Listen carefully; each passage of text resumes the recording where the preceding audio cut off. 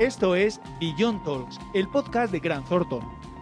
Conversaciones, ideas, proyectos que ayudarán a tu empresa a ir más lejos. Bueno, comenzamos ahora sí la jornada con la sesión de novedades en información financiera y no financiera. Una conversación entre Gemma Soligó y Sergi Puigserra. Gracias. Bueno, Sergi, nos toca abrir a nosotros los diálogos. Sí. El año pasado nos hiciste un repaso de todo el calendario de implantación de la nueva normativa. Lo cierto es que estamos en 2025, la directiva sobre sostenibilidad se habría tenido que haber traspuesto como máximo en julio de 2024, pero estamos a 2025 y está en trámite parlamentario. Entonces, ¿qué nos puedes decir de cuál es exactamente la situación y qué pasa o qué ha pasado, qué está pasando o qué se prevé que pase con las empresas que ya estaban obligadas y no han tenido pues, la directiva traspuesta? Correcto. La verdad es que España ha sido, no solo ha sido España, sepáis que ha habido muchos países europeos que no han hecho la transposición de la directiva, no han cumplido con el mandato de la Comisión Europea que decía que debía transponerse antes de julio del 2024, y esto obviamente pues ha tenido consecuencias. ¿Por qué? Porque como podéis ver en el calendario, un calendario que ya creo que el año pasado compartimos, ya en el 2024 las grandes empresas IPs de más de 500 empleados tenían que formular el informe de sostenibilidad bajo la nueva directiva CSRD, ¿de acuerdo? Al no transponerse antes del 31 de diciembre en España, a 31 de diciembre, con lo cual en el ejercicio 2024, la ley aplicable sigue siendo la ley 11/2018, es decir, el EINF que todos conocéis, ¿de acuerdo? ¿Qué ha pasado con esto? Como podéis entender, la adaptación a la nueva directiva, ya yo con muchos de vosotros lo he ido hablando, no se hace ni en 2, ni en 3, ni en 4, ni en 5 meses. Es una adaptación muy dura, muy dura. Todas las grandes empresas e IPs ya llevan más de 1 año y medio preparándose para adaptarse a la nueva directiva. Se encuentran al 31 de diciembre que dicen, no hay directiva. Y entonces dicen, bueno, ¿qué hacemos? El ICAC, junto con la Comisión Nacional del Mercado de Valores, sacó una nota derrapando a final de año, diciendo que ante esta situación podían hacer dos cosas. Uno, seguir presentando el EINF de toda la vida, bueno, de los últimos 6 años, o bien presentar el informe de sostenibilidad con la nueva directiva CSRD, pero vigilando que todos los puntos de datos exigidos por el EINF estuvieran incluidos en la nueva CSRD. O sea, hacer un modelo híbrido, ¿de acuerdo? Ya en el 2025 entran el resto de grandes empresas. Muchos de vosotros os afecta, ¿de acuerdo? Y mensaje muy importante, cuidado que ya en el 2025 la barrera de los 250 empleados, que hasta con el EINF era una barrera que si no se cumplía ya no mirábamos nada más, ya no existe. Ahora estarán obligadas en el 25 todas aquellas empresas que cumplan 2 de 3. 250 empleados, 50 millones de facturación, 25 millones de activos. O sea, vigilad vuestros grupos, ¿de acuerdo? La duda que tenemos ahora, Gemma, es que como va a haber se ha hecho este año de decalaje, no sabemos si cuando salga la transposición, que está previsto que salga en mayo, junio, porque está ya en trámite parlamentario, sujeto a posibles enmiendas, si van a conservar el calendario que dice la directiva o bien van a retrasar todo un año. Los que estamos en la Comisión de Sostenibilidad del Instituto, la mayoría de firmas piensa que no va a ir en contra y que realmente en el 2025 ya será aplicable para las grandes empresas. Una cosa que has dicho me ha llamado la atención. Has dicho que en esa nota que sacó el ICAC, la CNMV, se decía que se podía aplicar a la nueva directiva en los informes sobre sostenibilidad, pero teníamos que tener presente lo que no estaba previsto y que era obligatorio en el EINF, se tenía que tener en cuenta. Yo siempre he oído, o siempre hemos oído todos, que con la nueva directiva hay muchos más indicadores. Sí. Choca esto que has dicho, ¿no? Es normal que te choque, sí, porque siempre hemos dicho, oye, globalmente, el EINF de la antigua directiva, entre cualitativos y cuantitativos, aproximadamente unos 100 data points. Y con la nueva directiva, la CSRD, nos podemos ir hasta los 1.200 data points. Entonces, eso es. Pero, bueno, paradojas, hay ciertos data points que contempla el EINF que no están contemplados en la nueva directiva. Con lo cual, estas empresas en el 2024, como la ley aplicable es la 11/2018, tendrán que hacer este análisis gap y en su informe, aunque sea formato CSRD, incluir aquellos puntos de datos que son como obligatorios en el EINF y no en la CSRD. Sí, es paradójico, pero hay algunos. Básicamente centrados en temas de personal y información fiscal. Son los dos grandes conceptos en que el EINF, digamos, era más exigente que la CSRD. Sí, sí. Vale. Ya hablaremos más adelante de estándares o cuál es el marco de reporting, pero ¿qué consejo, o cuando hablamos de que las empresas están asustadas por todo lo que viene, qué consejos o qué orientación práctica darías lo que va a suponer que nos adaptemos a esta nueva normativa a todas las sociedades? Sí. ¿Qué es lo que han de tener en cuenta o cómo se han de preparar? Pero desde un punto de vista muy práctico. Sí, sí, sí. Bueno, yo ya sabéis que muchos de vosotros sabéis que ya hace mucho tiempo que digo, cuidado que viene el lobo, que viene el lobo. El lobo ya está aquí. El lobo ya está aquí y a todos los que nos afecta el 2025 hay que prepararse. Nosotros ya para empresas que le estaban obligadas a priori en el 2024 hemos colaborado con ellas. Yo en este slide es un poco los procesos reales, o sea, aterrizar en el suelo, en la realidad nuestra de lo que hay que hacer. La primera parte que nos exige la directiva es una identificación de impactos, riesgos y oportunidades. Veréis mucho el concepto de IROS. Se habla mucho de IROS. IROS son impactos, riesgos y oportunidades. Pero importante, no solo los propios de mi organización, como nos hacía hacer el EINF, sino también de toda la cadena de valor, nuestra cadena de valor. Aguas arriba y aguas abajo. Novedad importante y complejidad. Una vez tenemos esta primera identificación de IROS, pasamos el filtro de la doble materialidad. ¿Vale? La de impacto, la de fuera para adentro, cómo yo organización impacto al entorno, a las personas, al medio ambiente, pero la nueva directiva añade un concepto que no tenía el EIMS, que es la materialidad financiera, que es la de fuera para adentro, cómo el entorno puede afectar a mi compañía, a mi cuenta de resultados, a mis flujos de caja, a mis necesidades de inversión, ¿de acuerdo? Les pasamos este filtro. Una vez pasado este filtro nos da los IROS realmente materiales, ¿vale?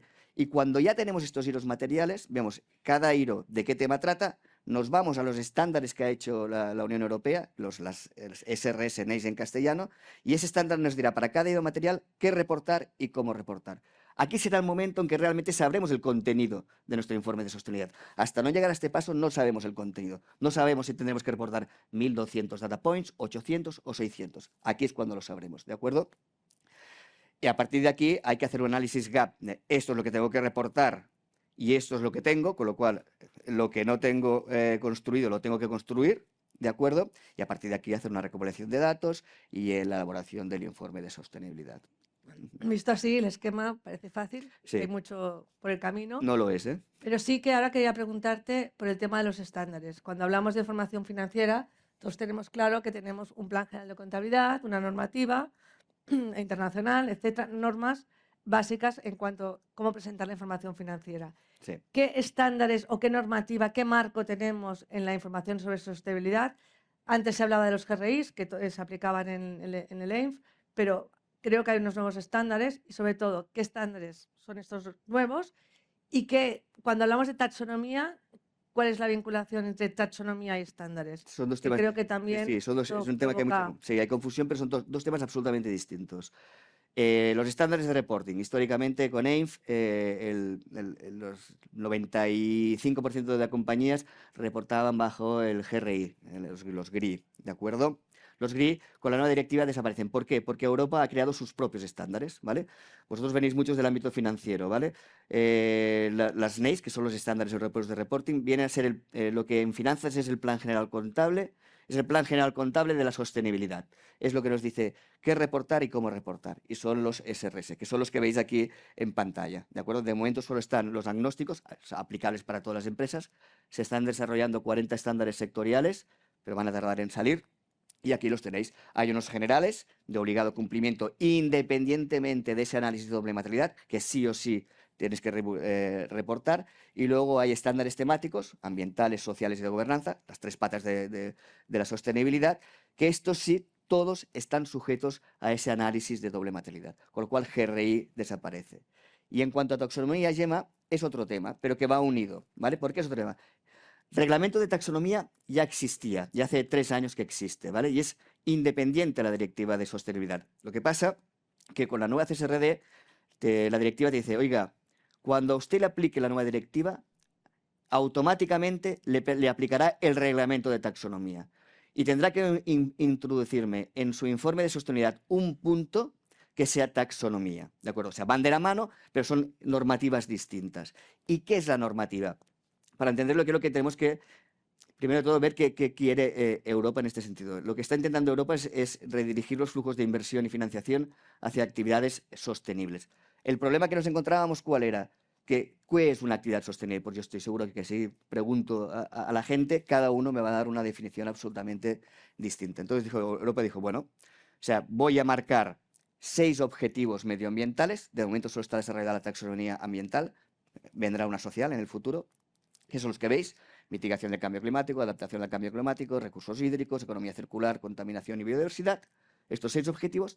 Y dentro de cada uno de estos objetivos voy a hacer una lista de actividades que yo considero susceptibles de ser sostenibles, ¿de acuerdo? Si yo tengo alguna actividad, y cuando digo actividad hay que entenderlo en el sentido más amplio del concepto, actividad no es solo mi actividad principal que me genera ingresos, puede ser cualquier subactividad, cualquier proceso intermedio o cualquier inversión que haga, ¿de acuerdo? Si yo tengo una actividad en este sentido amplio, en esta lista, dentro de un objetivo, tengo lo que llaman una actividad elegible. ¿Es sostenible? No, todavía no. Para pasar de elegible a sostenible, que en Europa le llaman, reglamentos de sostenibilidad le llaman alineadas, hay que superar todo este árbol de decisiones. Hay que ver que realmente esa actividad contribuye sustancialmente a ese objetivo. 2, que no cause un daño significativo al resto de objetivos. Y por último, que se lleve a cabo con unas mínimas salvaguardas sociales y derechos humanos. Los 2 primeros puntos, lo de contribución sustancial y no causar un daño significativo, para cada actividad está totalmente reglado y reglamentado qué puntos se tienen que cumplir para considerar que hay una contribución sustancial y no causa un daño significativo. Para cada actividad te han dicho, oiga, esta actividad ha de cumplir esto, esto y esto y esto para que haya una contribución sustancial. Con lo cual, las compañías tendréis 3 tipos de actividades. No elegibles, no están en las listas estas que os he dicho dentro de cada objetivo medioambiental. Elegibles, pero no alineadas, están, pero se caen en algún punto de este árbol de decisión. Y elegibles y alineadas, están y cumplen con todos los requisitos. Estas elegibles y alineadas son las consideradas sostenibles. Y para cada tipo de actividad, 3 tipos de actividad, tendré que dar una serie de datos en mi informe de sostenibilidad, que son volumen de ingresos de cada actividad, si los hubiera, CAPEX asociado, OPEX asociado, más una serie de información Es cuantitativa. decir, concluyendo un poco, en el informe el marco serán los estándares, pero la taxonomía ha de ser un punto obligatoriamente a incluir dentro de los informes, no contemplado como dentro de los estándares, sino dentro del... Correcto. Y también hay un tema que aquí, Gemma, nos podrás explicar tú mejor. Tú como responsable de Grant Thornton España de práctica profesional, todo el tema de ley activa también tiene unas implicaciones muy fuertes para el verificador, para el auditor, y que indirectamente van a repercutir en los clientes, ¿no? Sí, la CSRD modifica la ley de auditoría del Código de Comercio y se equiparan todas las obligaciones que puede tener el verificador a los auditores. Incluso se equiparan también las obligaciones de la Comisión de Auditoría. ¿Quién puede ser verificador? Pues, de entrada, podrá ser verificador todos los auditores, según la disposición transitoria, y todas las entidades acreditadas. ¿Y qué implica esto? Pues que van a tener que estar sometidos a la misma normativa que hoy tenemos los auditores, en cuanto a ética e independencia, en cuanto a formación continuada, en cuanto a sanciones, en cuanto a investigación, en cuanto a metodología, etc.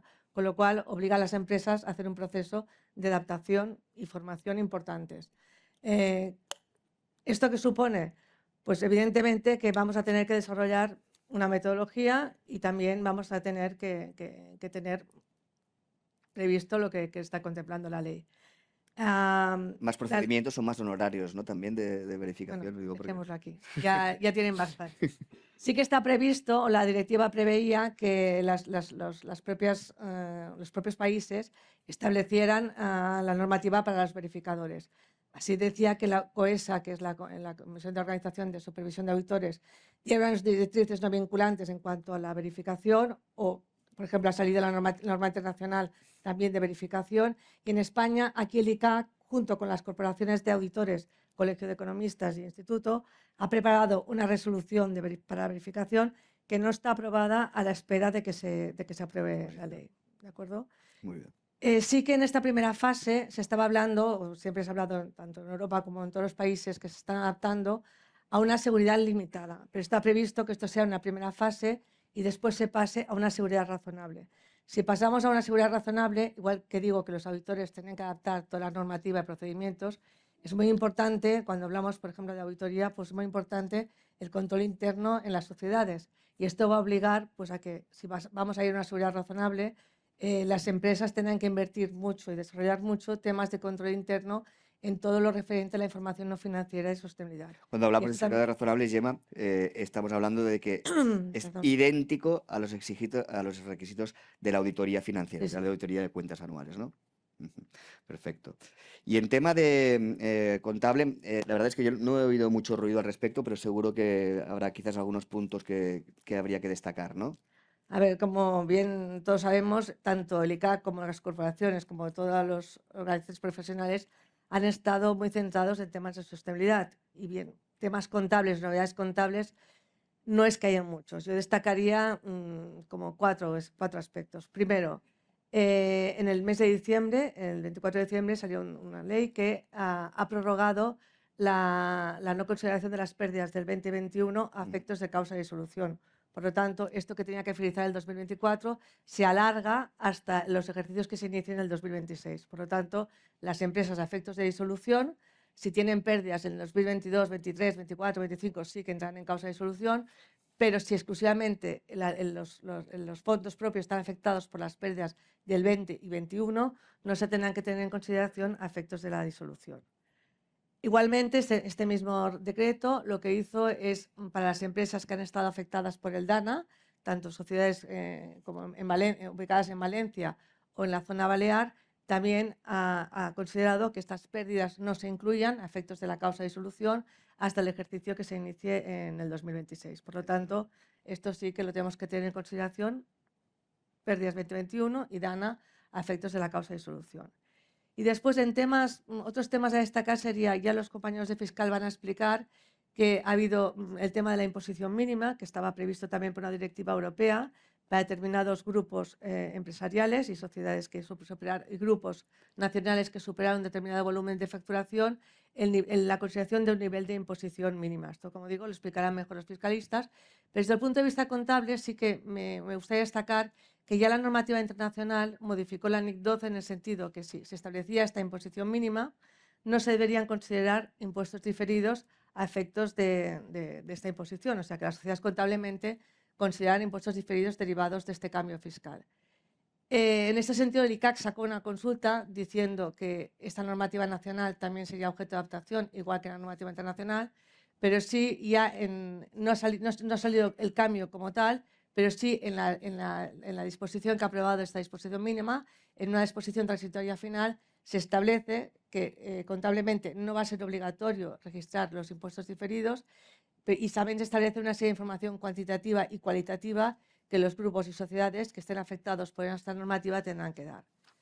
Y después destacar dos temas, yo diría, no aspectos concretos, pero sí cada año el ESMA y los reguladores sacan una serie de recomendaciones o temas que han detectado. Yo diría que estos temas sí que tienen que ser muy aplicables a todas las sociedades, temas como aspectos relativos al deterioro, a temas de provisiones, a temas fiscales, etcétera, que esto nos afecta a todas las sociedades, pero sobre todo cada vez más lo que se está exigiendo es la concordancia entre la información financiera y la información no financiera. Por ejemplo, todo el tema de cambio climático cada vez más se va a tener que incluir en la información financiera y considerarse, por ejemplo, en temas como el deterioro contable. Y también, por ejemplo, pues, las sociedades que formen parte del perímetro contable de consolidación, esas sociedades también se tendrán que considerar a efectos de sostenibilidad. Por lo tanto, cuando una empresa se está preparando a efectos de la información no financiera sobre sostenibilidad, tiene que tener en cuenta todo el perímetro de consolidación. Y ya por último, suelo decir que cada año el ICAC está sacando consultas, que si bien no son vinculantes, porque no son vinculantes hasta que el ICAC emite una resolución, yo diría que sí que son temas pues, que a las sociedades o a los usuarios de la información contable preguntan, y en este sentido es importante tener en consideración estas consultas y la publicación de las mismas que está en la página web del ICAC. Se puede filtrar por temas y podemos encontrar pues, temas que nos afectan y que el ICAC ya ha contestado. Cuando el ICAC contesta una consulta contable, en el mismo sentido, cuando se emite una resolución que ya es obligatoria, siempre ha contestado en el mismo sentido. Por lo tanto, esas consultas sí que son unas directrices de dónde o en qué se ha de basar la información contable. Y por último, yo diría que cuando hacemos uso de esta información del ICAC, sí que tenemos que tener en cuenta, esto siempre lo digo, la fecha de publicación. Desde que se publicó el Plan General Contable en el 2007 han habido diversas modificaciones. Se modificó en el 2010, se modificó en el 2016, en el 2021. Por lo tanto, cuando extraemos una consulta, hemos de tener en cuenta siempre la fecha de publicación para ver si esta consulta está vigente o no. Yo creo que una parte muy importante que has dicho, que afecta a la información financiera, es esta la concordancia entre la información que se dan cuentas anuales con la que se dan el informe de sostenibilidad, porque hay más información de la gente que la gente piensa que está entrelazada, ¿de acuerdo? Y en cuanto al perímetro, obviamente el perímetro del informe de sostenibilidad, como bien has dicho, ha de ser el mismo, si en caso de grupos consolidados, el mismo perímetro que los estados financieros, pero el informe de sostenibilidad tiene la complejidad de que ese perímetro queda como ampliado cuando en toda la primera fase que hemos comentado de identificación de IROs, impactos, riesgos y oportunidades, en el informe de sostenibilidad se le añade toda la cadena de valor de la compañía, tanto aguas abajo, aguas arriba. Esto es una complejidad tradicional. Yo creo que hemos hecho un repaso de lo más importante. Sí. Agradeceros mucho a todos vuestra asistencia. Y ya Hemos sabéis cumplido con el que tiempo, que es hemos importante. cumplido y Y nos tenéis para cualquier duda que tengáis, por supuesto. gracias. Muchas gracias.